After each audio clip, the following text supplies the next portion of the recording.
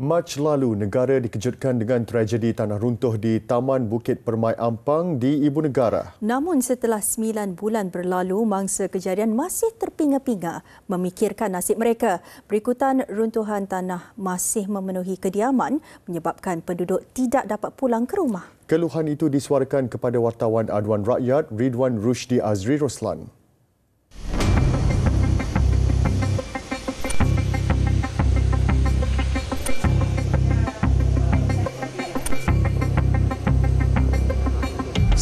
Mac 2022, detik hitam menimpa penduduk di Taman Bukit Permai Ampang. Bencana tanah runtuh mengorbankan 4 nyawa dan memusnahkan beberapa kediaman yang terletak di lereng bukit. Hampir 10 bulan sejak kejadian tanah runtuh yang berlaku di Taman Bukit Permai Ampang. Dan apa yang saya boleh kongsikan pada ketika ini, keadaannya boleh dikatakan masih lagi sama, keadaan rumah di sini. Sama seperti ketika keadaan yang berlaku pada bulan Mac terbabit. Dan seperti yang anda dapat lihat di belakang saya ini, tanah masih lagi memenuhi kawasan rumah yang berketinggian 2 tingkat. Jadi bayangkan bagaimana mereka ingin pulang ke rumah sehingga terpaksa menyewa di tempat lain jika keadaannya masih lagi seperti ini. Dakwa penduduk bagi mengeluarkan tanah yang berada dalam rumah, mereka perlu menggunakan duit poket sendiri kerana ia merupakan kawasan hak milik persendirian. Kos yang dibelanjakan mencecah sehingga puluhan ribu ringgit. Rasa tidak puas hati diluahkan kerana mereka mendakwa tanah runtuh berlaku akibat tiada penyelenggaraan longkang dari pihak berwajib.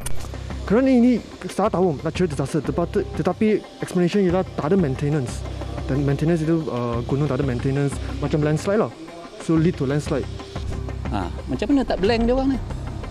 Tanah tu dia kata bukan tanah dia. Ada dalam rumah. Macam mana nak buat tu?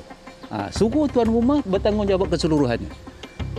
Cik, nak clear up tu macam rumah dia ni kena total loss. Nak runtuh semua, nak bersih semua.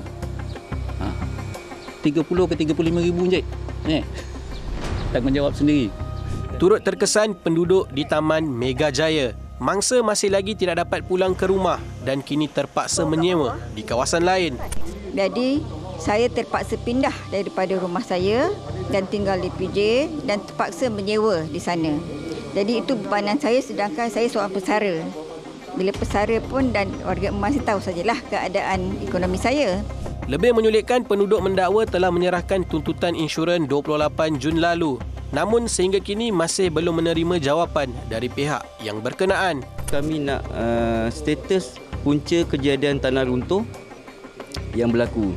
Sebab nak ikutkan saya dapat tahu yang pihak bertanggungjawab dia akan maintain longkang sampah dengan kita punya cukai tanah dengan cukai pintu. Jadi saya tengok longkang yang sebelum ni terjadi, longkang pecah. Itu yang melibatkan air hujan dengan banyak yang masuk dalam tanah, mungkin akibat runtuh. Berdasarkan kenyataan maklum balas kepada penduduk, Majlis Perbandaran Ampang Jaya MPAJ memaklumkan pihaknya perlu menunggu hasil laporan punca berlakunya tanah runtuh berkenaan daripada pihak Ikram. Kami cuba dapatkan penjelasan daripada MPAJ berhubung masalah yang dihadapi penduduk. MPAJ memaklumkan akan mengeluarkan kenyataan dalam masa terdekat.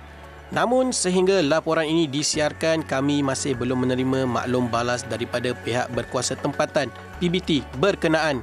Emailkan aduan anda beserta nombor telefon untuk dihubungi ke aduanrakyat@tv3.com.my. Ridwan Rushdi Azri Roslan, Aduan Rakyat, TV3, ambil berat.